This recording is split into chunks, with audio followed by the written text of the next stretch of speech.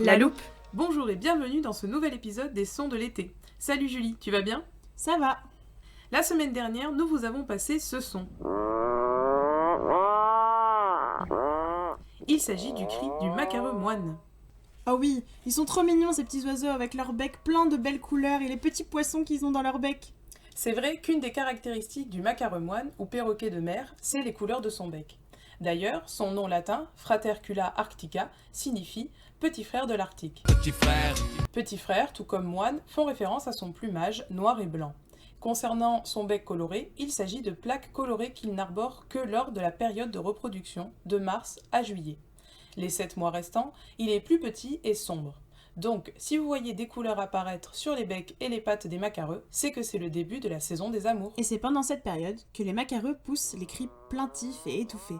Les mâles attirent les femelles avec leurs cris et leurs mouvements de tête. Les macareux sont monogames, ils forment donc des couples pour la vie. Une fois accouplés, ils creusent un nid à l'aide de leurs pattes et de leur bec, au fond duquel la femelle pondra son œuf. En effet, le macareux a une espérance de vie longue, environ 25 ans, donc il se reproduit peu. Les femelles pondent seulement un œuf par an. Ensuite, le couple élève son petit et le nourrit en lui apportant des poissons alignés dans leur bec.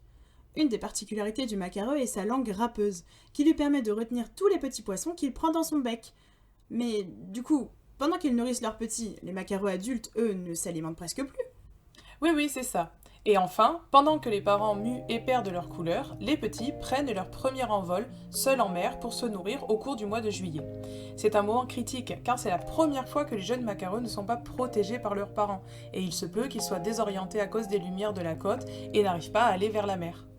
Et pendant longtemps, le macareux était chassé pour sa chair, ses œufs ou pour le loisir. En 1908, Albert Chapelier, un ingénieur agronome français, voyant la colonie de macareux de l'archipel des 7 îles en Bretagne diminuer, décide de créer un espace protégé pour l'archipel.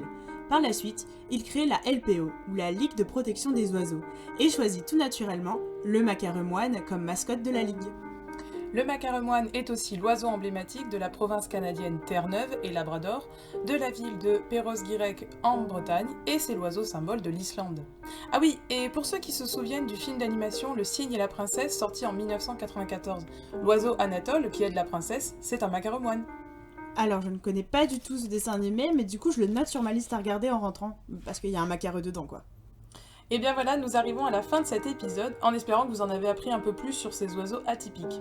Nous vous donnons rendez-vous dans une semaine pour le prochain épisode des sons de l'été.